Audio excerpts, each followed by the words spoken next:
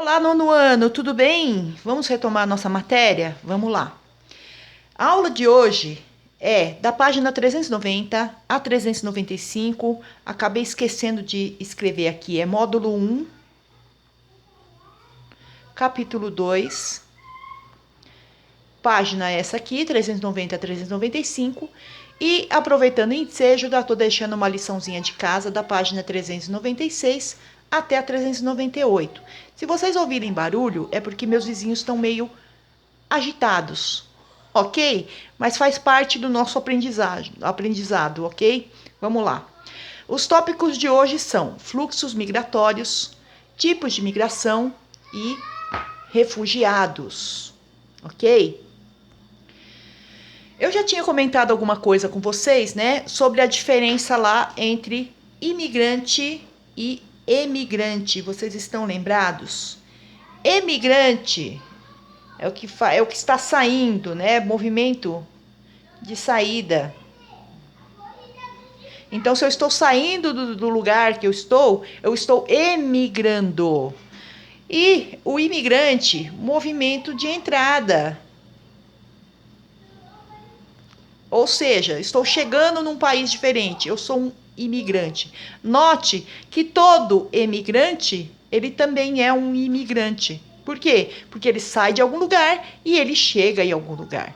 Bom, das migrações, né, a gente sabe que o maior motivo de imigração é o motivo econômico. Isso em todas as épocas, né?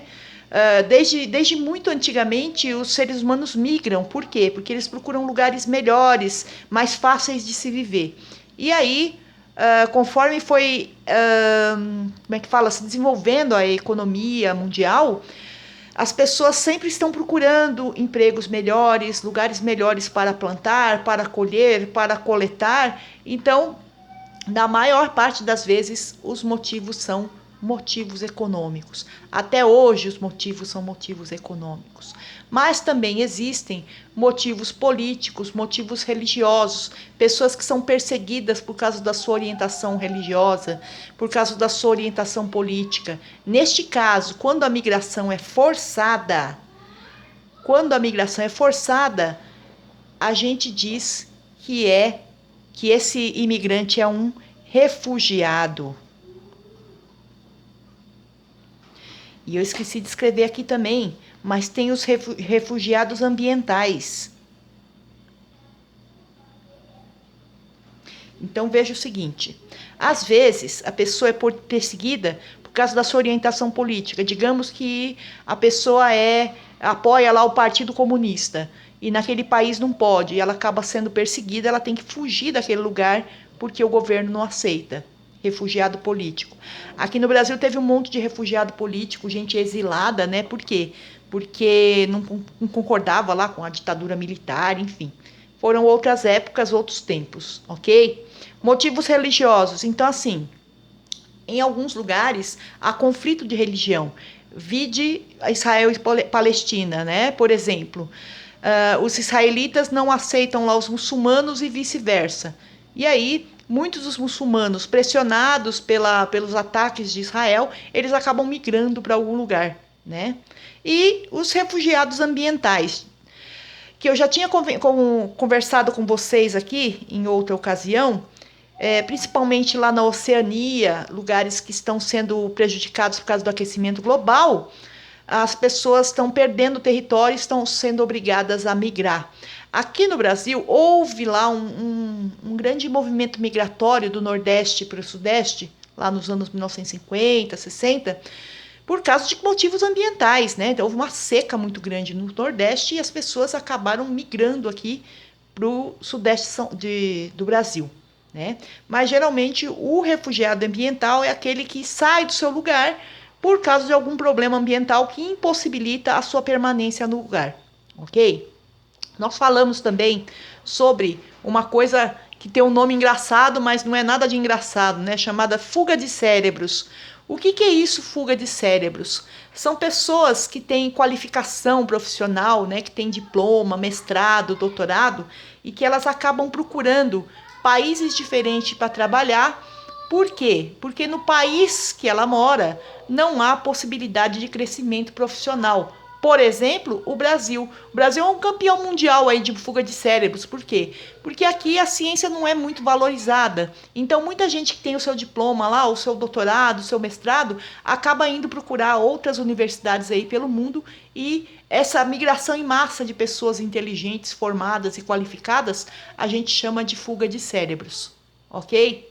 Eu mandei um texto isso aqui lá no Google para vocês, no Google Classroom, ok? Temos também a migração pendular. O que é isso? Migração pendular. Migração pendular é aquele movimento de entrada e saída nas cidades. Então, tem cidades que a gente chama de cidade dormitório. Por exemplo, Francisco Morato. Francisco Morato é uma cidade na região metropolitana de São Paulo, né? Eu não sei exatamente região metropolitana de São Paulo. Francisco Morato é uma cidadezinha pequena em que o pessoal se desloca aqui através de trem, né, para trabalhar e volta somente à noite para descansar.